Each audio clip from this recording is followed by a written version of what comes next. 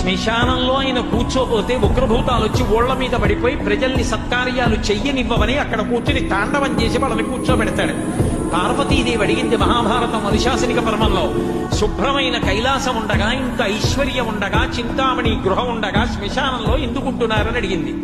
అడిగితే ఆయన చెప్పాడు, పార్వతి బతికున్న నాళ్ళు అన్ని చోట్లకి వెడతారు, ఏమీ తోచట్లేదు, శ్మశానానికి వెళ్ళొద్దామని ఎవరు రారు పార్వతి.